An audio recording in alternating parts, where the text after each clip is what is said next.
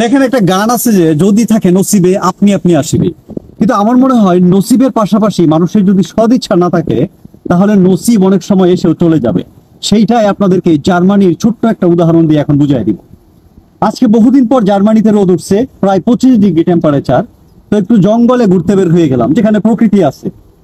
আমি এখন দাঁড়াই আছি যে জায়গাটায়, এইখানে মূলত চারপাশেই হচ্ছে আপনার জঙ্গল, এই যে গাছ গাছালি, এদিকে পানি ড্রেন আছে, এদিকে আবার কিছু গম ক্ষেত আছে দূরে, পুরোটাই প্রকৃতি বলতে পারেন। একটা রোডও আছে, ছোটখাটো একটা রোড আছে এখানে।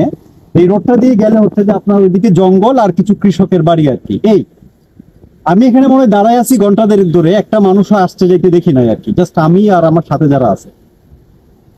এইখানেই একটা পানি যাচ্ছে, অর্থাৎ আপনার এই জায়গাটা হচ্ছে একটু নিচু, চতুর্দিকের একটু পাহাড়ি টিলার, পানিটা এখানে পড়ে, তারপর এই দিক দিয়ে পাস করে এই ড্রেনটা দিয়ে এটা ওইদিকে চলে যায়।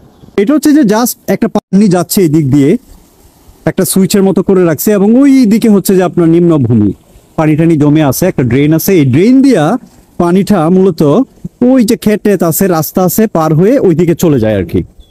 ঘটনাটা হলো যেহেতু এখানে পানি আছে, এরা একটা সাইনবোর্ড দিয়ে রাখছে, এখানে লিখে রাখছে হচ্ছে যে আপনার Betreten der Anlage verboten. Lebensgefahr, অর্থাৎ it is risky, there is a risk of life, risk of death.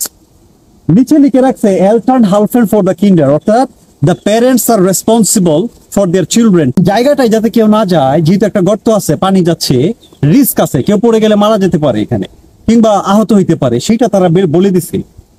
এইটা ঠিক আছে, বেড়াও দিয়ে রাখছে, বলেও দিছে সাইনবোর্ড দিয়া, কিন্তু সবচেয়ে আশ্চর্যের বিষয় হলো বিদ্যুৎ খরচ কইরা, টেকনোলজি খরচ কইরা ওরা এখানে একটা সিসিটিভি ক্যামেরা দিয়ে রাখছে। দেখেন এই সিসিটিভি ক্যামেরাটা পুরোটা ফোকাস করতেছে এই জায়গাটায়, যাতে এখানে কেউ না যায়।